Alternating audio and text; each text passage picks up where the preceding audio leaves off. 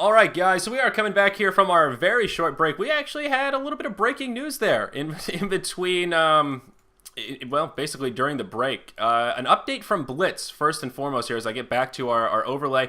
There is an update on his thread, and it looks like he's going to be leaving the team, not going to find a fifth player. And I'll quote a little bit here. He says, with Febby gone, this leaves one remaining English speaker on the team, and another member just quit, and the rest aren't sure whether or not they want to continue. I urge you not to flame Febby. He made a huge mistake. He's genuinely sorry and came back to make amends with us all individually. As far as the team goes, I had a blast the last 6 days. I was here. Every single person I met was super helpful. Teammates and coaches made me feel super at home. When I gave my decision to leave, they were super excited for me and said they were sorry that I was in such an unfortunate situation. So, sad times for Blitz. I was really hoping that he would chug forward, as it may be, and find a fifth. But alas, I guess he's going to throw in the towel, and I'm assuming head back to the States. I'm still trying to scroll through the whole post. Charlie, is there any... Or no, he's in the process of trying to create a team in Korea, and the news should blow you all the fuck away. Jesus. So he is going to start a new team? Is that what's happening here? Yeah, I think so. Okay, so he's going to drop FOU, he's going to stay in Korea, and he's going to start a new team that we don't know much about yet. And he's sort of announcing an announcement here. He's going to get Slayer's Boxer. That's what's going to happen. That's All why right. it's going to blow our minds. You heard it here first. Slayer's Boxer switches to Dota 2 at age 35. I don't know how old he is, but I'm just making a joke at how he's old. Wow, so that's exciting. Again, hope it all works out for Blitz. That's that whole thing is just so shitty. It's so unfortunate. It's the kind of stuff you can't prepare for. The other bit of breaking news here coming from actually our buddy God Bless Mally here. PyCat going to have some issues. LGD Gaming International, they're going to finish the year without PyCat. I haven't even had a chance to read this article. It literally just got posted. Charlie, did you get to skim it? Do we know what's happening here? Yeah. Pycat couldn't renew his visa. Oh. So I guess for this month, he will not be returning to China. So he won't be able to compete in WC, the World Esports Professional League, and he will not be competing in the second edition of G League. Wow. That's very unfortunate. That is a really good picture of PyCat, by the way. He is a looker. That nice three-piece suit, that hairdo, that is... Man, I can't believe he couldn't get a visa. That's so unfortunate. So unable to renew his visa, I guess. There's a difference between getting and renewing. So you see the article posted 7 minutes ago. Look at that. On the spot. So, all right. Let's chug forward here. We are going to have Jessica Brohard coming on in a moment. And, let's talk drama. We've got a new segment today, guys. I'm so excited for it. I'm all jiggly. We've got a cute little overlay here. We're going to go to the drama corner. And today we're talking Dota 2 cosmetics. Of course, good old Reddit, our buddies over there, always trying to stir up drama. And, I don't know. This is a drama that I feel rather apathetic about. Cosmetics are about as low as it gets on my priority list of things that are important in Dota 2. Balance really being number one, and stuff like understanding mechanics, making that stuff a little bit more simplistic, maybe number two. But cosmetics and sets, I kind of don't really care at all. If I get them from games, I'll put them on my heroes, and that's it. My Kunkka is the only one that I semi-care about. It's Kunkka and Dazzle, the only two that I'm kind of like, you know what, I want these guys to look cool. And I know, Chris, you've got that sick Invoker set. I know you're doing some stuff. So maybe we can have a little back and forth here. But the big drama is that people are saying we're on a slippery slope moving towards what League of Legends and Heroes of Newerth are doing, where they have a base hero and then they release all these crazy skins and it totally changes the hero. You know, the one that I always think of is Cyborg Valkyrie. You know, Valkyrie's throwing javelins, and all of a sudden she's a cyborg and she's throwing toothbrushes and she's all cyber active, and, you know, Sniper Scout, he's all like I don't know, some sort of army dude. It's kind of weird. It takes away from the lore. It's just, how weird and cool can we look? Turning Magnus the Scorpion into Magmoose, the guy with the big antlers, stuff like that. And Dota fans, the purists, they're saying, no way, Jose. We want our heroes to look like the lore. We want them to hold true. And we're really mad that Valve isn't keeping these standards stricter. Sets like Alpine Ursa are ruining my Dota. I don't understand. He's cute. He looks like a cowboy. He wants to be a cowboy. People don't like the Dread of the Gleaming Seal set. Of course, with this one, it changed the shadow silhouette because now PA has a scythe instead of whatever weapon she had before, and people are very upset about that. How dare you change her silhouette?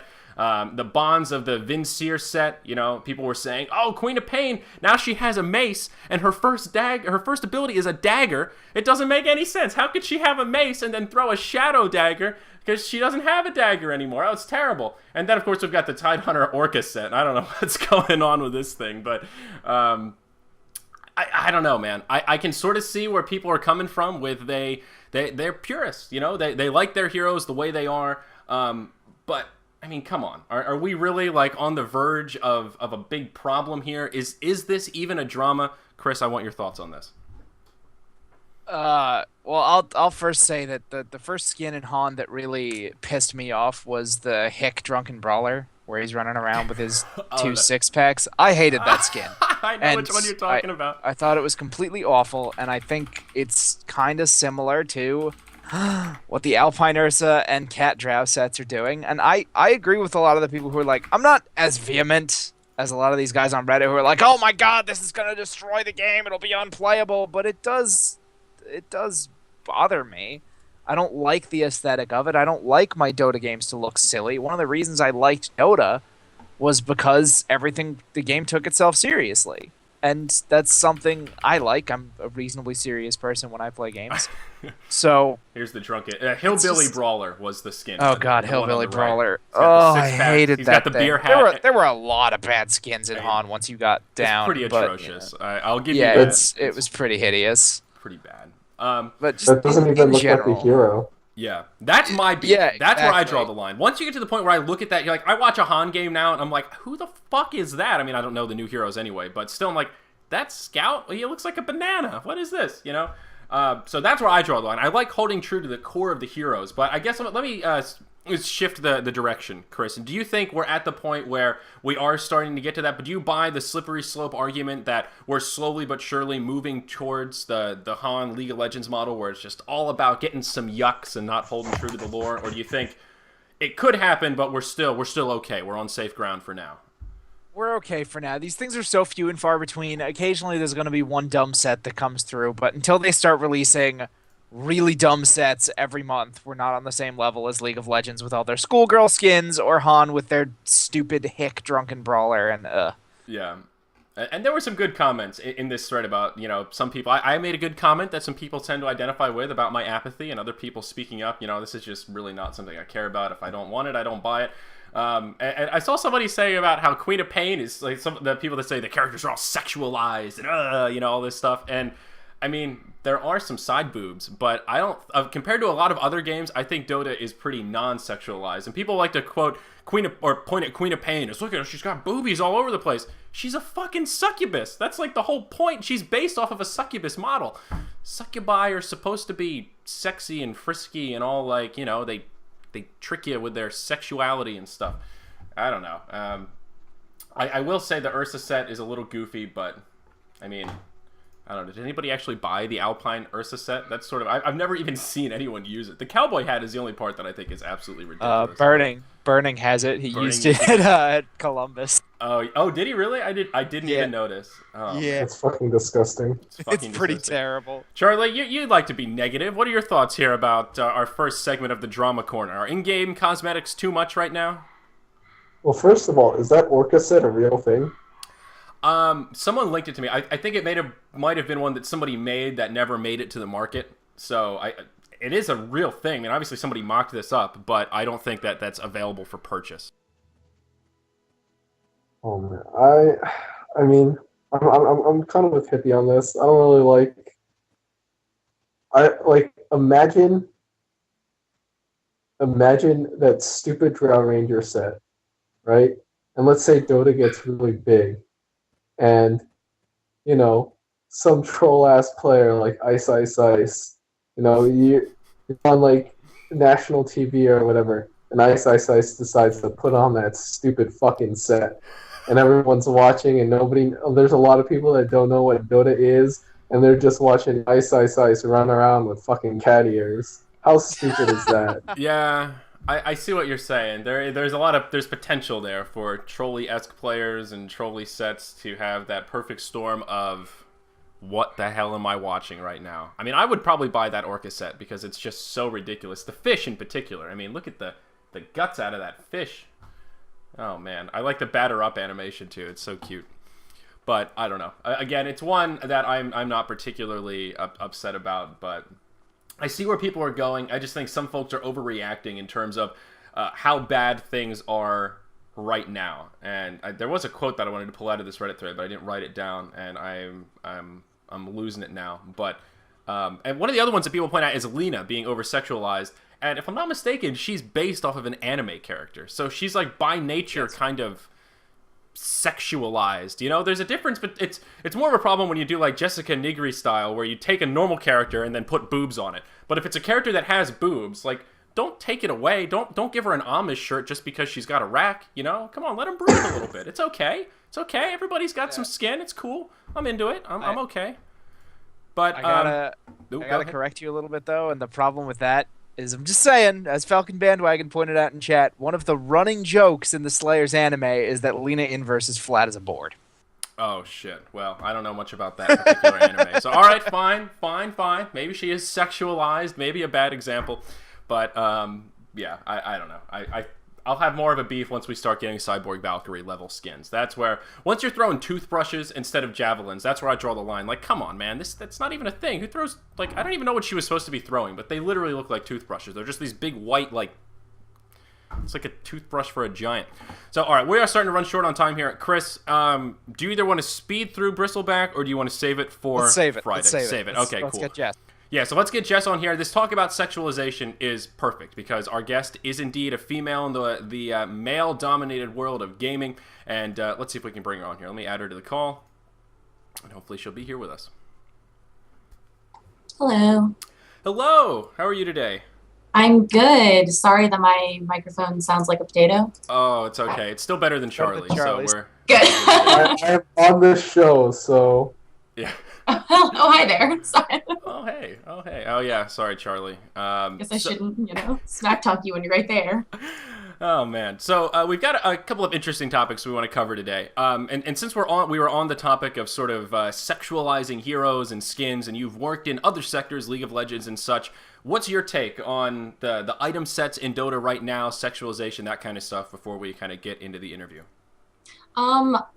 It's hard to say because there's so many user-created items that on the one hand, it's like, okay, if some guy out there is going to create some item that over-sexualizes a hero, then, I mean, I guess that's their choice.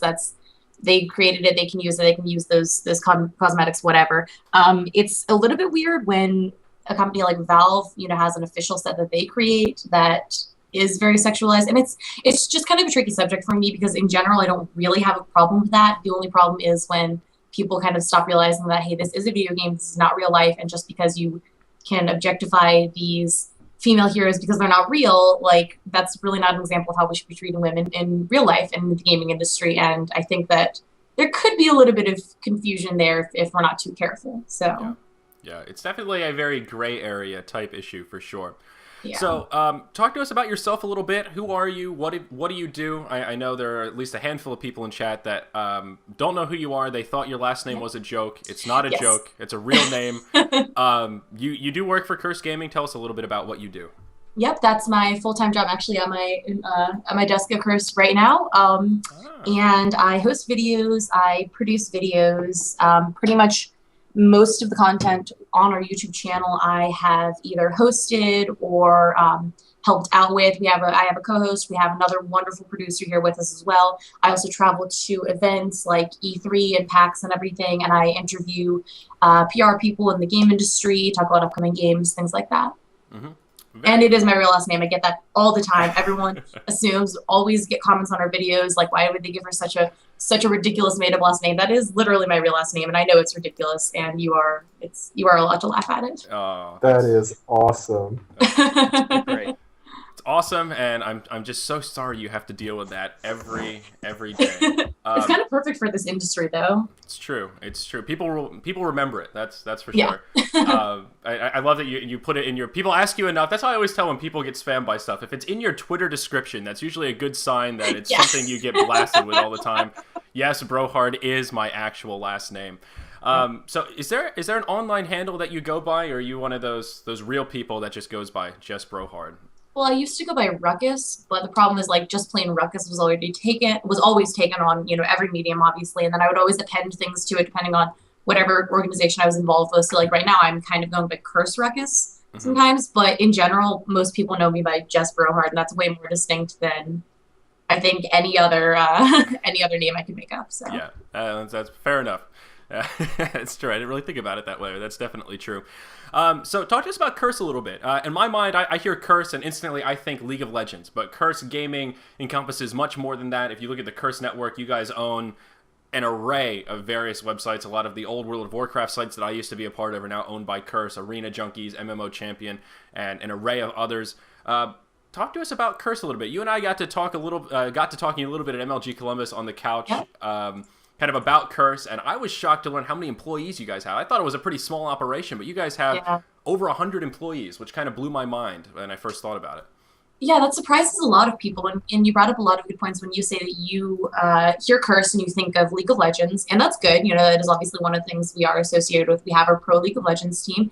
A lot of other people hear Curse and they immediately think of World of Warcraft because our roots were in WoW, and our CEO started this as a World of Warcraft guild, and then it expanded and kept growing and growing, and now we do everything, and we don't really affiliate ourselves with any particular genre. A lot of other people know us specifically as, they cover PC games only. And we're really trying to kind of change that perception because we've always loved console gaming and PC gaming. We just, in the past have kind of tended to gear more toward things like World of Warcraft that is on PC, of course. But we did just acquire pretty recently Foothead, which is a really large FIFA fan site, as well as we have a Madden fan site. So we've got a little bit of sports games going on. We have Maryland, which is the top Pokemon fan site. All in all, I think we own something like almost 100 websites by now, including wikis, forums, things like that. We have the official Minecraft wiki and the Minecraft forums. We are all over the place, basically. Yeah, Gamepedia, one of the big Dota wikis, which was down this morning when I was trying to make notes for my show. That was oh, my bad. Down for not my bad. It wasn't my fault. But... Poor timing. So, awesome. Very cool. It's interesting just to see how quickly things in the video game industry have expanded. Because look at some of the sites, I'm like, wow, Curse is really just exploded in the stuff that you guys have done. So, very cool. What is Curse doing relative to Dota 2? I know you mentioned to me that you were able to make it out to TI3. What were your thoughts about that event? And did you guys get solid coverage? Did your boss find that to be a worthy investment to send you guys out to TI3? I think he had mixed feelings about that. So when I first presented it, I was saying, well, can I have a couple weeks off, or not a couple weeks off, but like a week off rather, because I was like, well, I want to go to TI3 no matter what. I'll take my vacation, I'll go on my own dime, etc. And when I mentioned that to him, he goes, oh, is that a big tournament? I go, yeah, it's kind of the biggest. It's actually put on by Valve. It has this huge prize pool that's still growing. So yeah, it's definitely big. He's like, okay, actually, if you can find decent flights and hotels, maybe we'll just go ahead and send you in a camera guy. So I thought we got some pretty good coverage. Didn't get any interviews with any of the pros. Unfortunately, they were a little too busy, but we were able to interview some of the personalities and the casters. And just for me personally, it was a really fantastic experience. I don't know how convinced my boss was that we're really going to expand into the Dota territory. I really, really wish that we would. It doesn't look like it's kind of in the cards right now, though, unfortunately. So is it hard for you being kind of a Dota fan and having to work in the other sectors of the MOBA genre and other video games, or is it just one of those, it's work, and when I'm not at work I like playing Dota, and it'd be cool if they could crisscross, but such is life, gotta pay the bills? Yeah, it's more like that. I wish there were some crossover, of course. And it is a little weird whenever everyone's like, people go, oh, you work for Curse. Oh, do you play League of Legends? I go, I have in the past, but really not extensively. Actually, I play Dota instead. And everyone's like, oh, you playing for their team. And people get very slightly salty about that. But in general, at least the fact that I do play games at all is sort of reassurance to people, because a lot of people, when they approach me, they go, oh, do you play League of Legends? They're expecting me to say no, so I always have to add the qualifier, but I do play Dota instead. And Curse has been supporting Dota or League of Legends teams for a while too. I'd say a fair degree of success. Curse NA was one of the top teams for a while. Are you guys still? I'm not up to par with my league, competitive league. We've actually gone through a lot of restructurings over the past probably 2 months. We technically actually have two League of Legends teams now. We have still Team Curse, of course, and then we have Team LOL Pro, which is kind of our secondary team that has not yet qualified for the LCS, I don't think, and that was sort of their main goal, and the reason they were created was to see if they could create a new team and get it into the LCS. And then we also have Curse Academy, which is sort of a coaching thing for people to learn League of Legends. So maybe that's something I should look into because I'm actually pretty terrible at the League. But so has Curse put any thought or stock into maybe sponsoring a Dota team? There are a couple of teams floating around that could use a real serious sponsor that could be pretty solid on the old Curse brand. I wish. I really, really wish. Unfortunately, we and everyone keeps asking that, especially when I went to TI3, and of course I was repping my Curse shirt and everything, and everyone goes, "Oh, Curse! Oh, are you guys picking up a Dota team?" And I go, "No, we have no current plans to do so." So bummer. Sad to hear. Yeah. So, all right, fair enough, though. Fair enough. Got to do what you got to do. Unfortunately, we're crunched for time. We got to start doing this show earlier because every episode I hate running up against the wall when we have these discussions. But one of the topics I wanted to ask you about is sort of macroscopic about esports, kind of based on that On Gamers article that was posted a little while ago, Why Silence Can Be Dangerous to Esports Growth. It cited, in particular, sort of a snarky comment that James Harding, 2GD, made about Scarlett, something about not being able to find her on Pornhub, something kind of not that bad, but bad enough that it caught some bad press, and they wrote a nice article about it. What are your thoughts about sort of that as a macroscopic issue? Esports is obviously a very male-dominated industry. Video games in general, there just aren't many females that like video games relative to males right now. It is kind of a boys' club. Is that an issue? Do you experience a lot of sexism in your gaming endeavors? Does it hold you back? Does it work better for you? Thoughts about that whole thing? I would say it doesn't hold me back because I don't let it. It is definitely an issue, and it's an issue that not a lot of people really realize. And I don't, make a big deal out of it. But the main issue I found is simply, I guess, ignorance. Like when you mentioned Too Good made that comment. I also heard he made another comment about someone was kind enough to fetch him a Jack and Coke, and he was like, "Oh, thanks for the drink, and keep them coming," or like, "Get me, fetch me another one." Or he made some offhand comment like that. I honestly, by itself, I wouldn't have thought it was a big deal. It's the only when gender comes into it, when you assume he said that because he was talking to a woman, that's when it could be construed as kind of an issue. And I always just kind of like to tell people, like, hey, maybe don't say that in the future. I'm not going to freak out on anyone. And it's just, honestly, a lot of people don't really realize that it is different for women. It is kind of a different industry for women. And the other main challenge is that men in the gaming industry rarely have to prove themselves. Unless you're a competitive gamer, you don't really have to prove like, hey, I play games and I'm good at them or whatever. Whereas with women, regardless of whether we work in the industry or not, it seems like the first kind of question or comment we get is, let's be honest, do you really play games? And it's like, yes, we've been over this before. And luckily, I've been involved in the industry in some capacity for about 3 years now, not always, working full-time employed, but that was always my goal. So since I've been around for a while, I've made a lot of connections. I've met a lot of people. I've gotten, I hope, enough exposure that people know me, and they know that, even if they don't know who I am, people that do know who I am know that I'm not just, doing this for attention. I'm not just, hosting to like kickstart my acting career or anything like that. I'm in it for the long run. Right. So I think you're kind of spot on that it's when it becomes sort of automatic is when things get really scary, when it's just sort of like okay to say, oh, I raped that bitch on the other team. It's like, that's not a very nice thing to say. And when you say that and then other people just sort of accept it at face value as, oh, okay, that's just the way we talk in this space. For me, that's when the alarm bells go off, when people are no longer saying, dude, check yourself before you wreck yourself because you just crashed into a telephone pole. What are you doing? You don't need to say that. There are other words you can use to express yourself that aren't quite as colorful. But I think it's about a balance.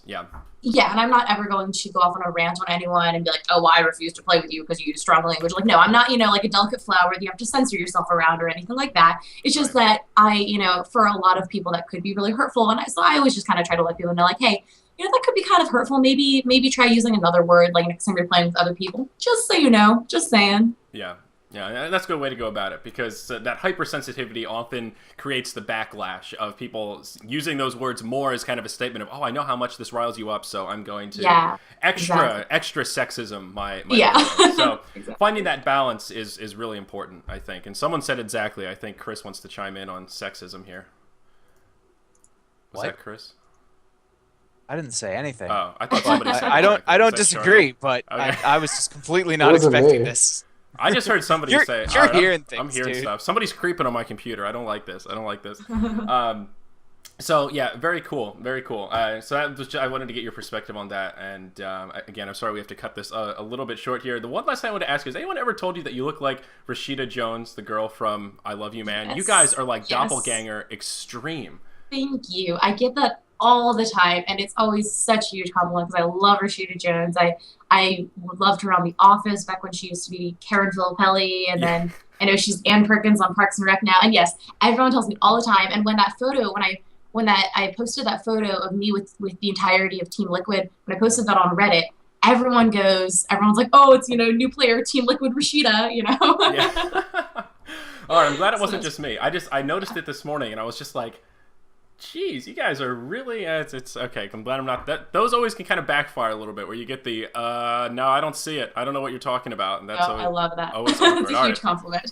Awesome. All right, cool. So, of course, your Twitter, @JessBrohard. Very easy to remember. Make sure you follow her, guys. Jess, any shout-outs or anything you want to make? The floor is yours. I'm going to give a shout-out to Mott's Nipples, because I was... Excellent choice. Yep. Hashtag Mottnips. Let's get that trending. Oh, that's so perfect. I actually, while you were talking earlier, I retweeted your last one. Mott's Nips. Holy shit, this is a thing. I was playing with him last night, and everyone kept talking about his nipples because at one point he had his shirt off on a webcam, and then I didn't even realize that, like, I don't know. I guess I assumed that was something that just kind of spawned last night, and then I saw this Twitter account that has tweets from like several months ago. I'm like, holy shit, this is beautiful. Oh man, that is perfect. I will not let Mott live that down. I do need to give a shout out to Liquid Bulba Sam as well, because a lot of people heard about my encounter the wave from like 6 feet away. Yeah. I wanted to get him and you on at the same time, but it's like he has like class and games and shit, so he can never come on the show. Yep. Oh, man. All right. So, unfortunately, guys, I got to roll out of here. That does wrap up episode 17 of the Dota Radio Morning Show. Again, a big thank you to Jessica for coming on and giving us some of your valuable time while you're at work. And, thank you so much for having me. Yeah. Shout out to Corey Helms as well for coming on and talking to us about the Arena Land Fest a little bit. So we will be back Friday, guys. And our guest, Charlie, is confirmed. Can we announce? Tease a little bit? No? Should we wait? I don't care. Yeah? Oh, we can tease. Tease? Statsman coming on Friday? Yeah. We've got Bruno coming on Friday, guys. It's going to be a good one. We're going to talk all about the 2GD Studio, Dream League, DreamHack, all of the other dreams you can imagine. Bruno going to be joining us. Very excited for that. So join us Friday, 10 a.m. Eastern Standard Time, probably a few minutes earlier. We got to start earlier thanks to Star Ladder Season 8. I'm off to the BTS stream to do Star Ladder Season 8, Day 6, guys. Thank you for joining us here on the morning show. See you guys on Friday.